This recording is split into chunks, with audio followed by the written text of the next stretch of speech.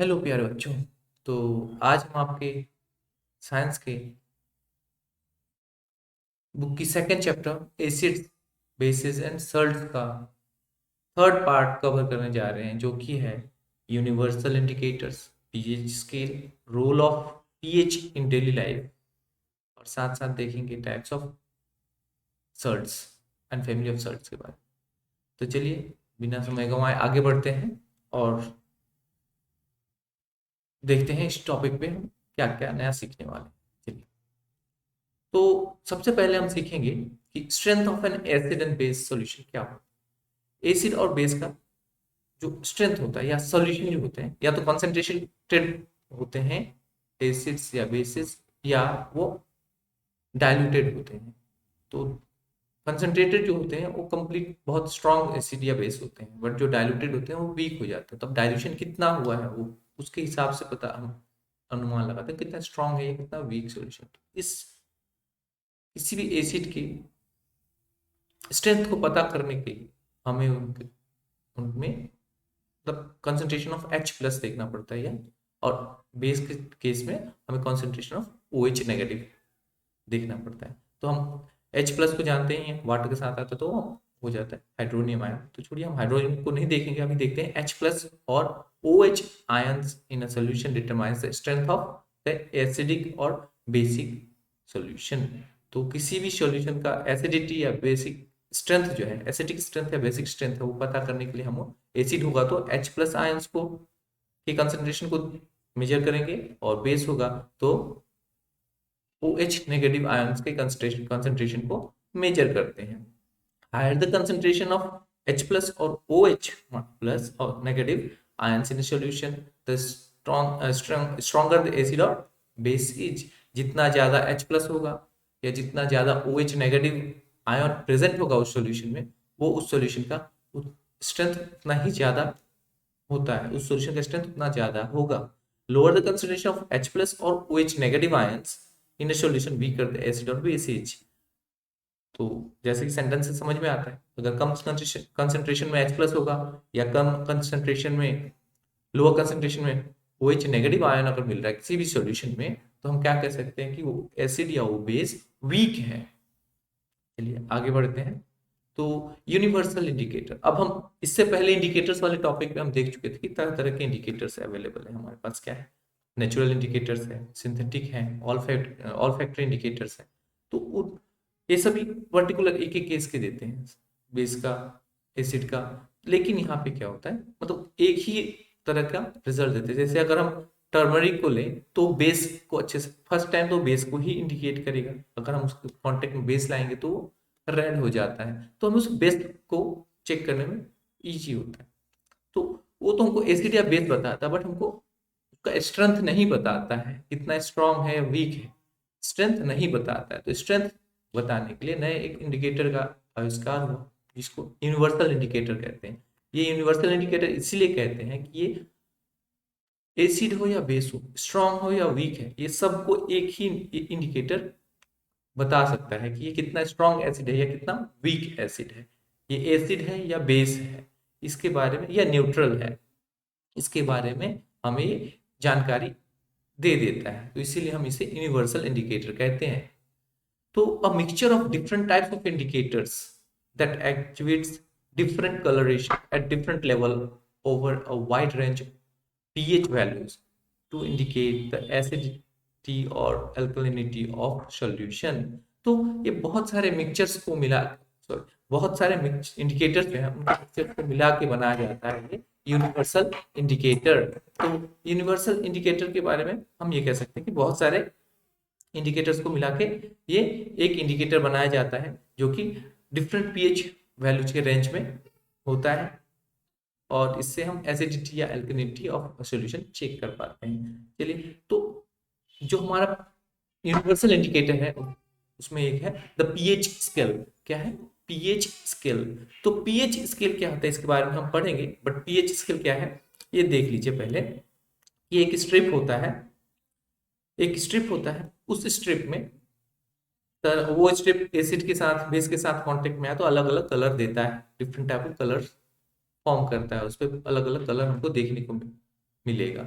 तो क्या होता है कि जब पीएच स्केल को अगर हम अगर एसिड के साथ कांटेक्ट में लाता है तो बहुत स्ट्रॉन्ग एसिड है, तो उसका जो कलर होगा इस रेडिश टाइप का हो जाएगा। अगर पीएच जो है स्ट्रिप है उसका अगर कलर रेड हो जा रहा है, जैसे कि यहाँ पे बैटरी में सल्फ्यूरिक एसिड होता है, जैसे कि यहाँ पे आप देख पा रहे हैं कि इसमें सल्फ्यूरिक एसिड के जैसे देखिए ये यहाँ पे रेड रेड हो गया, ये कलर रेड है। तो अगर पीएच स्केल को हम एसिड के साथ सॉल्यूशन के साथ कांटेक्ट में लाते हैं और रेड हो जाता है तो हम इसे कह सकते हैं कि बहुत स्ट्रॉन्ग एसिड, ये बहुत स्ट्रॉन्ग एसिड है और इसका पीएच 0 काउंट होता है। उसी तरह से अगर हम जैसे यहाँ पे ड्रेन क्लीनर दिया हुआ है, या मैं बोलूँ सोडियम हाइड्रोक्साइड को ले लीजिए, बहुत स्ट्रॉन्ग बेस है, अगर वो इस पीएच स्केल के कांटेक्ट में आएगा तो हमें एकदम ऐसा ब्लूइश कलर देगा, जो कि क्या बताता है हमें कि बहुत स्ट्रॉन्ग बेस है।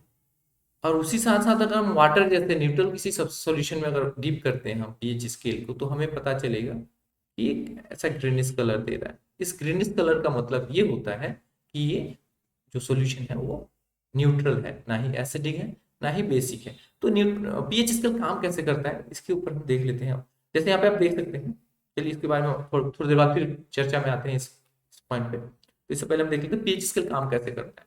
तो पीएच स्केल जो होता है, अब pH scale for measuring hydrogen ion concentration in a solution called the pH scale. Hydrogen ion concentration को हम हाइड्रोजन आयन बोलिए, अब वो OH नेगेटिव हो या H पॉजिटिव हो, इसके कंसंट्रेशन को मेजर करने के लिए जो स्केल यूज करते हैं उसको पीएच स्केल कहते हैं।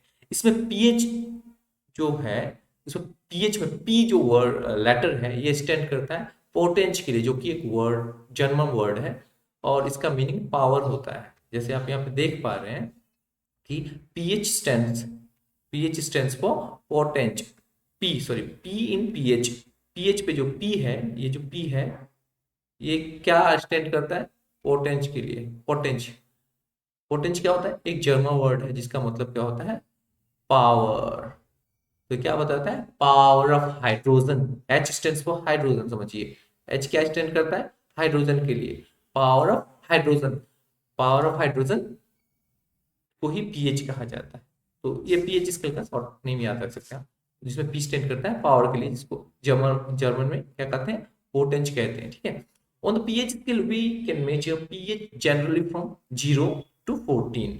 0 क्या होता है, हेवी वेरी एसिडिक होता है, बहुत ज्यादा एसिडिक सॉल्यूशन है तो उसका रीडिंग 0 आएगा। 0 आने का मतलब क्या होता है, पीएच स्केल जब पीएच जो है वो जब भी उस कॉन्टेक्ट सॉल्यूशन के साथ कांटेक्ट में आएगा तो क्या हो जाता है, वो रेड कलर में चेंज हो जाएगा, मतलब बताता है कि उसका पीएच 0 है।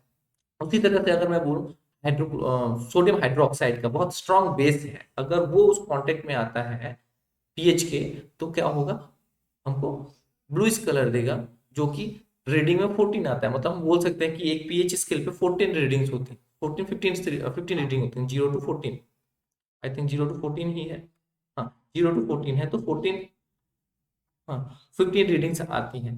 तो हम 15 रीडिंग्स के हिसाब से बता सकते हैं ये 0 है तो क्या है 1 2 3, कलरेशन के हिसाब से हम अपना मैच करेंगे कि हमारा पीएच स्केल पे कौन सा कलर के साथ मैच कर, जिसके साथ मैच कर हम उस हिसाब से बता सकते हैं स्ट्रॉन्ग एसिड है या स्ट्रॉन्ग बेस है या न्यूट्रल है, किस टाइप का सॉल्यूशन है वो उस पीएच कलर के साथ मैच करके हम बता सकते हैं।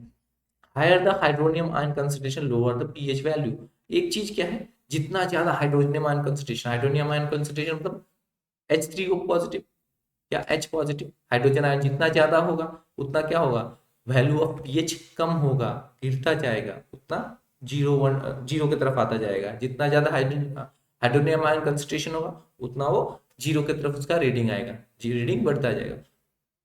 The value less than 7 on a pH scale, अगर पीएच स्केल पे वैल्यू लेस देन 7 है तो वो क्या होगा, एसिडिक होगा। आप यहाँ देख सकते हैं पीएच ये 7 से लेस जो होता है इस तरफ आता है, जितना आप इस तरफ आ जाइए ये क्या होता है, ये एसिडिक सॉल्यूशन बता रहा है। 7 से अगर राइट में जाइएगा, जिस तरह से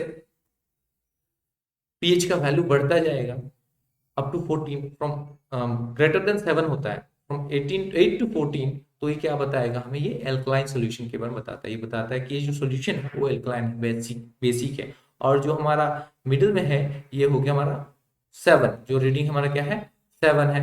और 7 क्या बताता है कि जो सॉल्यूशन है वो न्यूट्रल है। जनरली वाटर का जो पीएच है वो न्यूट्रल होता है।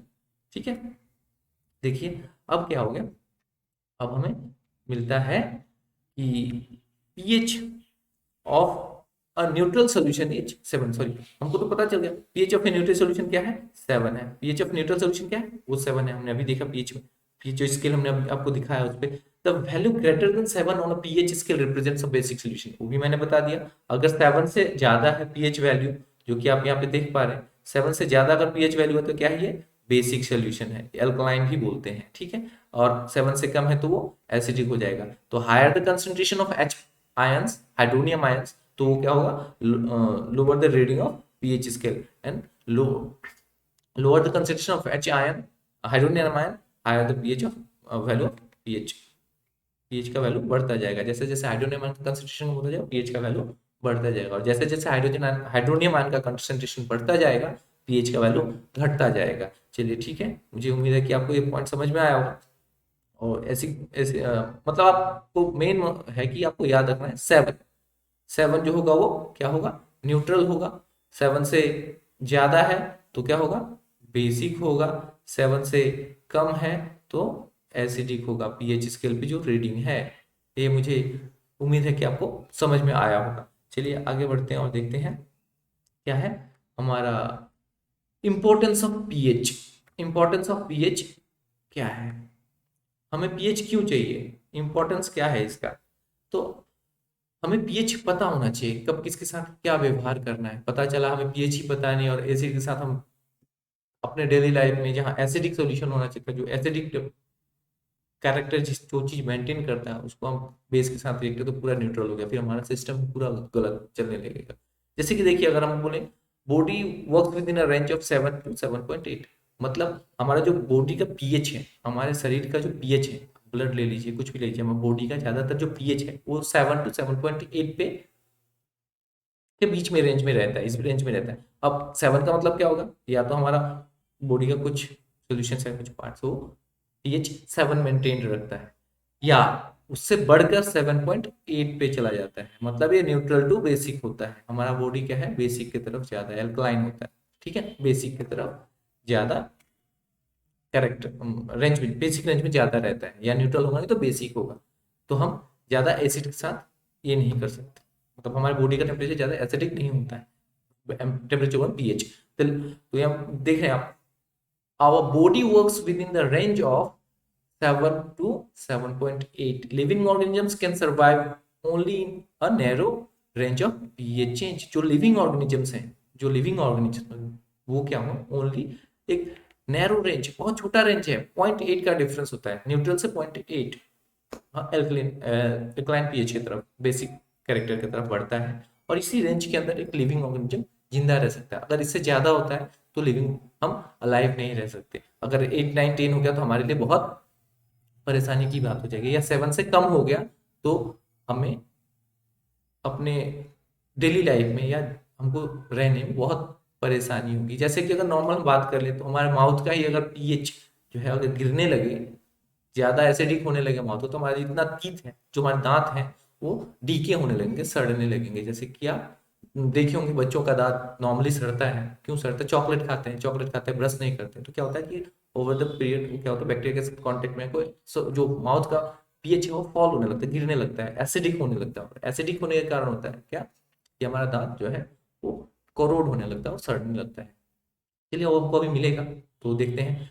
PH of rain water is less than 5.6। जो रेन वाटर है उसका जो पीएच है, रेन वाटर तो पता ही होगा आपको, रेन वाटर क्या होता है, जो एटमॉस्फेयर में पोल्यूटेंट्स है उसके साथ वाटर कांटेक्ट में आ जाता है, और जब वो जो रेन होता है तो वो वाटर उस पोल्यूटेंट्स के साथ कांटेक्ट में आ जाता है, और आने के बाद क्या होता है, वो सॉल्यूशन बना लेता है वाटर के साथ, और वो बन जाता है एसिडिक सॉल्यूशन बन जाता है, और जिसके कारण वो जब अर्थ पे आता है तो harmful for the trees, animal, plants, aquatic life, इस सब के लिए बहुत हार्मफुल होता है। तो पीएच सॉरी एसिड रेन आपको पता होगा, एसिड रेन। ठीक है, तो एसिड रेन का जो पीएच होता है वो नॉर्मली लेस देन 5.6 होता है। ठीक है, और harmful for, mainly harmful for aquatic life, जो जो एक्वेटिक लाइफ है, जो पानी के अंदर जो दुनिया है, जो जीव जंतु हैं, उनके लिए सबसे ज्यादा हार्मफुल होता है, क्योंकि जब रेन वाटर होता एसिड रेन होता है तो वो ज्यादातर वाटर घूम फिर के उसको वाटर में ही जाना है, रिवर्स में ही जाना है। तो इसमें इस केस में क्या होता है कि वो उसका पीएच ज्यादा गिरने के कारण उन लोगों के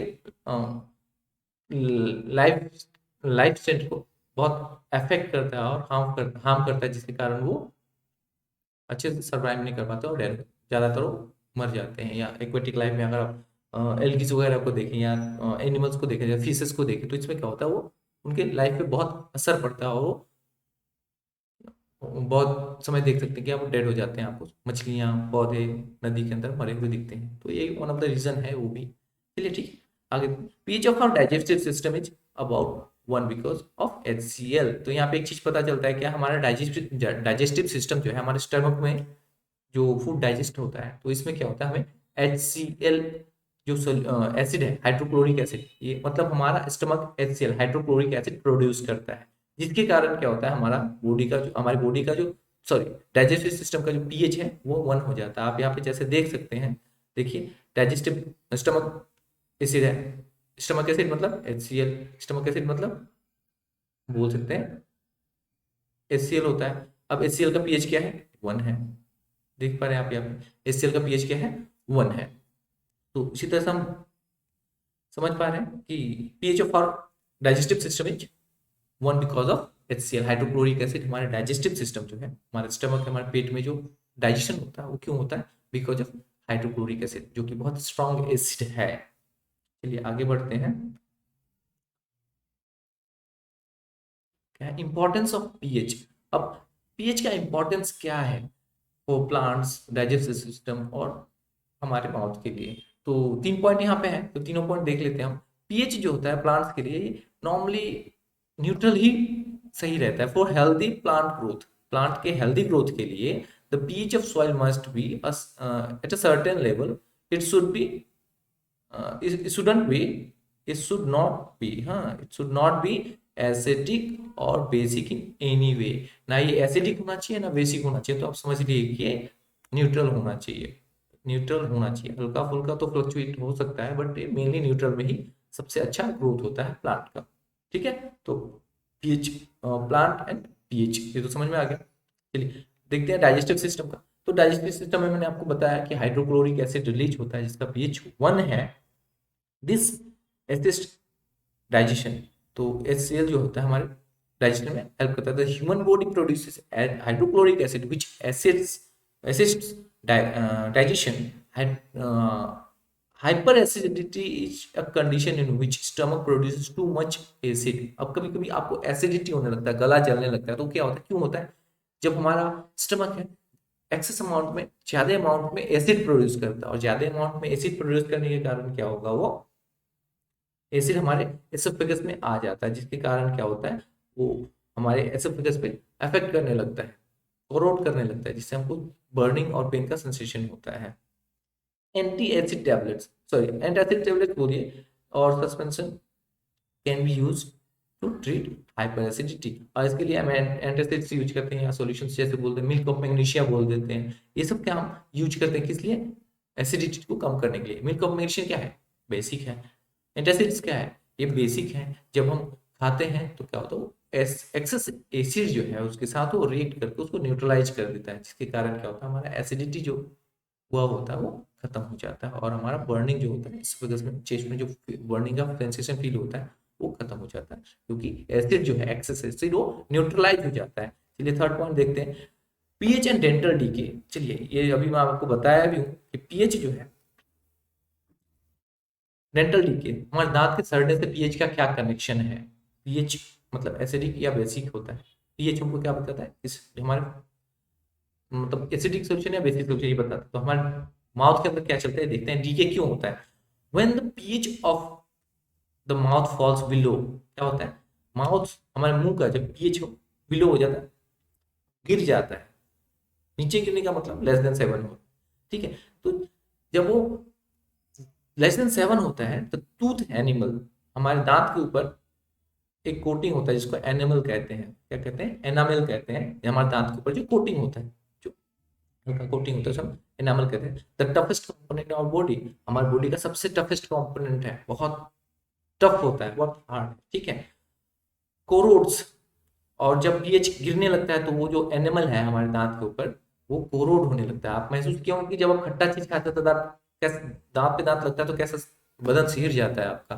तो क्यों होता है कि उस समय हमारा एनिमल जो होता है वो कोरोड हो चुका होता है, जिसके कारण हमारे वो हमें एक दांत खट्टा हो जाता है, ठीक है। तो वो सेम चीज कब होता है, जब हमारे माउथ का पीएच फॉल होने लगता है तो कंटिन्यू हमारे दांत का जो एनिमल है वो कोरोड होने लगता है। जब कोरोड एनिमल हो जाता है उसके बाद जो हमारा दांत है वो भी कोरोड होने लगता है। तो क्या होता है इससे, जब कोरोड होगा तो दांत ऑफकोर्स गलने लगता है और दांत सड़ने लगता है, जैसे कि आप यहाँ पे देख पा रहे हैं, ये देखिए यहाँ पे कैसे सड़ने लगा है, ठीक है।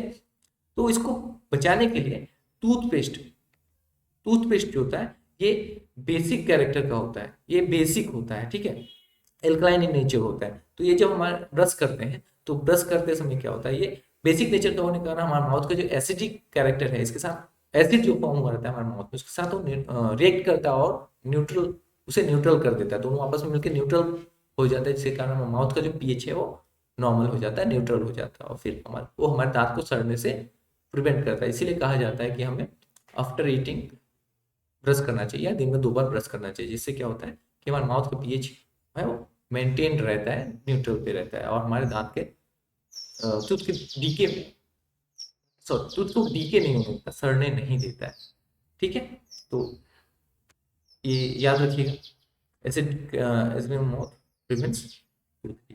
तो न्यूट्रलाइज करता है, न्यूट्रलाइज एक्सेस एसिड, न्यूट्रलाइज क्या करता है, एक्सेस एसिड को न्यूट्रलाइज कर देता है का टूथपेस्ट, जिसके कारण हमारे माउथ का पीएच जो है नॉर्मल हो जाता है, न्यूट्रल हो जाता है और हमारे दांत के डीके को रोक देता है। चलिए अब देखते हैं सर्ट्स के बारे में। अब तक आपने न्यूट्रलाइजेशन रिएक्शन देखा, एसिड्स देखे, बेसिस देखे। अब एसिड बेस आपस में रिएक्ट होते हैं फिर फॉर्म करते हैं सल्ट। तो सल्ट क्या होते हैं, salt are the ionic compounds which are produced after the neutralisation reaction between acid and bases. Salts are electrically neutral. क्या होता है, ये आयोनिक कंपाउंड्स फॉर्म करते हैं कब, after neutralisation reaction between acids and bases. Acids और base के बीच में जो न्यूट्रलाइजेशन रिएक्शन होता है उसके बाद में ये सल्ट फॉर्म करते हैं कि आयोनिकली बॉन्ड, आयोनिक कंपाउंड फॉर्म करते हैं, आयोनिकली बॉन्डेड होते हैं, ठीक है। तो क्या होता है, सल्ट्स आर इलेक्ट्रिकली न्यूट्रल, और ये क्या होते हैं, इलेक्ट्रॉनिकली न्यूट्रल होते हैं, ना एसिडिक होते हैं ना बेसिक होते हैं, इसीलिए हम इसे न्यूट्रल कहते हैं, ठीक है। A number of salts are there but sodium chloride is the most common among them. हम क्या है, बहुत सारे सल्ट्स हैं उसमें सोडियम क्लोराइड मोस्ट कॉमन है। क्यों है, क्योंकि सोडियम क्लोराइड को हम टेबल सल्ट भी कहते हैं, हमारे डेली लाइफ का एक पार्ट है। सोडियम क्लोराइड क्या है, हमारे डेली लाइफ का एक पार्ट है, और उसे कॉमन सल्ट भी कहते हैं, या टेबल सल्ट कहिए या कॉमन सल्ट कहिए। सोडियम क्लोराइड NaCl जो है वो टेबल सल्ट कहिए या कॉमन सल्ट कहिए, ये क्या है हमारे बॉडी का, सॉरी हमारे डेली लाइफ का एक पार्ट है। Sodium chloride used to enhance taste of food, और सोडियम क्लोराइड को ही हम मेनली यूज करते हैं अपने फूड का टेस्ट एनहेंस करने के लिए, जो हम क्योंकि नमक खाते हैं और नमक को ही हम सोडियम क्लोराइड कहें या टेबल सल्ट कहें या कॉमन सल्ट कहें, तो सिंपल सी बात है। तो हमें पता चला क्या, सल्ट क्या है, आयोनिक कंपाउंड है, कब फॉर्म होता है, न्यूट्रलाइजेशन रिएक्शन के दौरान। न्यूट्रलाइजेशन रिएक्शन कब होता है, जब एसिड और बेस आपस में रिएक्ट होते हैं, ठीक है। और रिएक्ट एसिड और बेस रिएक्ट होकर क्या देते हैं, सल्ट देते हैं, रेस्पेक्टिव सल्ट देते हैं, और साथ में वो देता है वाटर, ठीक है। आगे देखते हैं कैरेक्टरिस्टिक्स ऑफ सल्ट। सल्ट्स के भी कुछ कैरेक्टरिस्टिक्स होंगे, तो क्या कैरेक्टरिस्टिक्स होते हैं, most of the salts are crystalline solids. ज्यादातर सल्ट्स होते हैं वो क्रिस्टलाइन सॉलिड, क्रिस्टल होते हैं। जैसे कि आप नमक को देखिए, वो क्रिस्टल फॉर्म में रहता है, वो लिक्विड फॉर्म में नहीं रहता, गैसेस फॉर्म में नहीं रहता, वो क्रिस्टल फॉर्म में रहता है। तो ज्यादातर सल्ट्स जो होते हैं वो क्रिस्टल फॉर्म में रहते हैं, याद रखिएगा ये। सल्ट्स में भी ट्रांसपेरेंट और ओपेक, ट्रांसपेरेंट और ओपेक क्या होता है, सर्च जो होते हैं तो ट्रांसपेरेंट भी हो सकते हैं या ओपेक भी हो सकते हैं। अपने आप अपने अंदर से लाइट को पास होने दें, आप देखिएगा तो शीशे की तरफ भी हो, की तरह हो सकते हैं, मतलब अपने अंदर से लाइट पास करने दे रहे हैं, तो उसे ट्रांसपेरेंट कहते हैं या ओपेक कहते हैं। जैसे कि आप शर्ट है उसके अंदर से हो सकता है आपको लाइट पास ना हो, डायरेक्ट दिखे आपको, ठीक है। तो ये शर्ट हो गया। सर ट्रांसपेरेंट हो सकते हैं, ओपेक हो सकते हैं, ये समझ में आ गया। Most of the salts are soluble in water. ज्यादातर सल्ट्स जो है वो वाटर में सोलुबल हो जाते हैं, घुल जाते हैं, ठीक है। Solution of the salt compound conducts electricity in their molten state also. अब अगर salt को हम मेल्ट कर दें तो मेल्टेड सल्ट जो होगा वो इलेक्ट्रिसिटी को कंडक्ट करने में मदद करता है या कंडक्ट करता है। तो ये भी एक पॉइंट है, सल्ट का खासियत है, इलेक्ट्रिसिटी कंडक्ट करता है। कब करता है? In molten state. The salts may be salty, sour, taste, sweet, bitter और सेवोरी। ठीक है, तो हमको ये समझ में आ गया क्या है। सल्टी हो सकता है, नमकीन तो होता ही है, सॉर होता है, स्वीट होता है और बिटर भी होता है। ठीक है, अब neutral salts are odourless. Neutral salts जो होते हैं वो ऑर्डरलेस होते हैं। कैसे होते हैं? न्यूट्रल सल्ट्स जो होते हैं ना एसिडिक है ना बेसिक, न्यूट्रल है तो ऑर्डरलेस होता है, उसका कोई गंध नहीं होता। ठीक है, तो सल्ट्स कैन बी कलरलेस और कलर्ड। सल्ट्स जो है वो कलरलेस भी हो सकते हैं और कलर्ड भी हो सकते हैं। जैसे कि आप देखिए सोडियम क्लोराइड कलर नहीं होता है, वहीं आप कॉपर सल्फेट देख लीजिए, वो ब्लूइश कलर का होता है। तो सल्ट जो होता है वो क्या बोलते हैं, कलरलेस भी हो सकते हैं और कलर्ड भी हो सकते हैं। तो ये क्या समझ में आया? ये क्रिस्टलाइन हो सकते हैं, क्रिस्टल फॉर्म में हो सकते हैं, ट्रांसपेरेंट हो सकते हैं या ऑपिक हो सकते हैं, सोलुबल इन वाटर है। मैक्सिमम सल्ट्स, ज्यादातर सल्ट्स क्या होते हैं वो सोलुबल इन वाटर वाटर होते हैं। मोल्टन फॉर्म में ये इलेक्ट्रिसिटी कंडक्ट करता है। ये टेस्ट सल्टी हो सकता है, स्वीट हो सकता है, सॉर हो सकता, खट्टा हो सकता है, बीटर हो सकता है। और साथ में न्यूट्रल सल्ट है ऑर्डरलेस। न्यूट्रल सल्ट है अगर तो ऑर्डरलेस होगा, कोई गंध नहीं होगा उसका। और ये क्या होता है, कलरलेस भी हो सकते हैं और कलर भी हो सकते हैं। एग्जाम्पल के हम NaCl देख सकते हैं, कलर नहीं है उसका। और हम सोडियम क्लोराइड देख सकते हैं जो कि क्या है, सोडियम क्लोराइड बोल रहे हैं हम, कॉपर सल्फेट देख सकते हैं जो ब्लू कलर का होता है।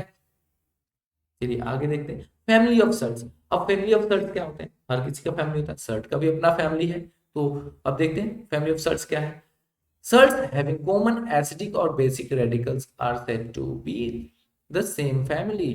कोई भी ऐसा सल्ट है जिसका कॉमन क्या है, रेडिकल है, एसिडिक रेडिकल और बेसिक रेडिकल जो है वो कॉमन है, तो उसको हम सेम फैमिली का सल्ट कहेंगे। जैसे कि हम देख सकते हैं यहाँ पे क्लोराइड का देखते हैं, रेडिकल क्या है, सोडियम क्लोराइड हो गया, कैल्शियम क्लोराइड हो गया, बिलोंग्स टू क्लोराइड फैमिली।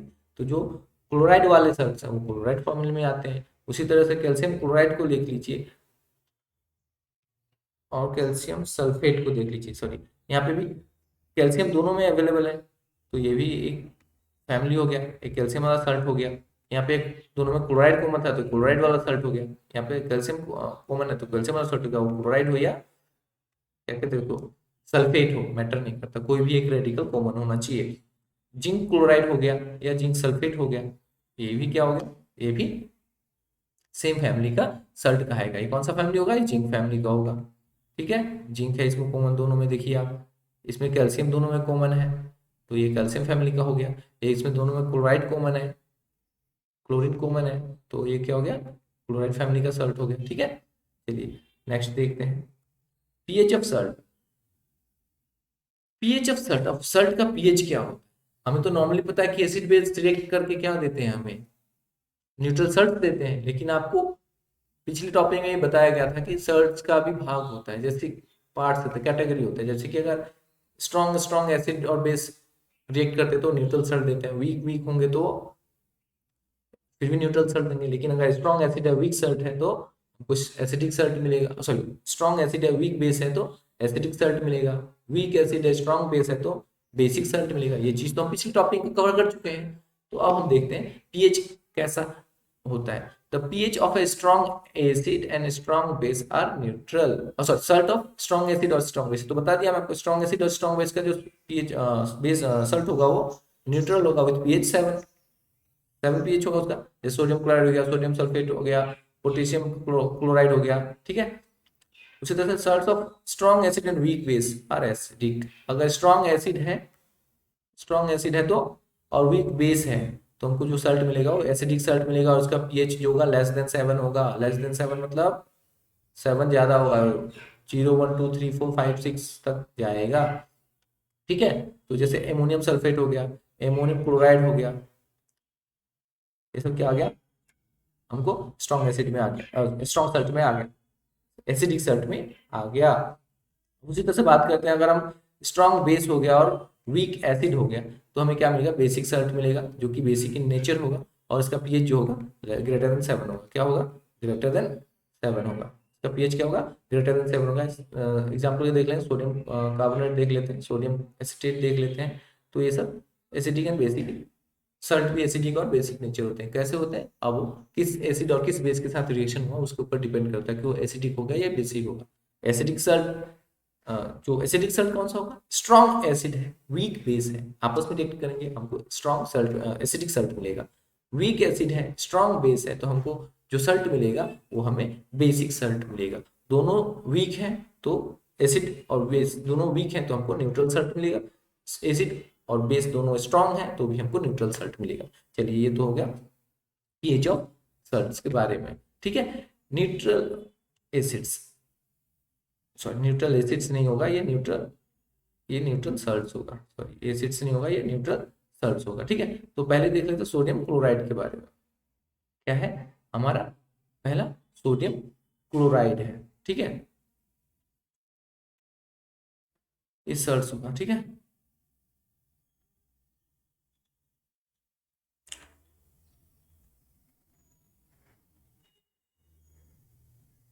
क्या हो गया, सल्ट्स होगा, ठीक है, न्यूट्रल सल्ट्स होगा।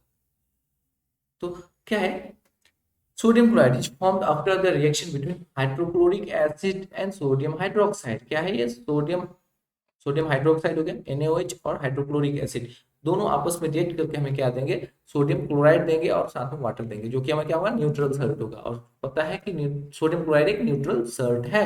सोडियम सल्फेट को देख लें, सोडियम Na2SO4, तो क्या होगा, जब सोडियम हाइड्रोक्साइड और सल्फ्यूरिक एसिड H2SO4 आपस में रिएक्ट करते हैं तो हम क्या देते हैं, Na2SO4 देते हैं, जो कि सोडियम सल्फेट है और साथ में मिलता है 2 मॉलिक्यूल्स ऑफ वाटर।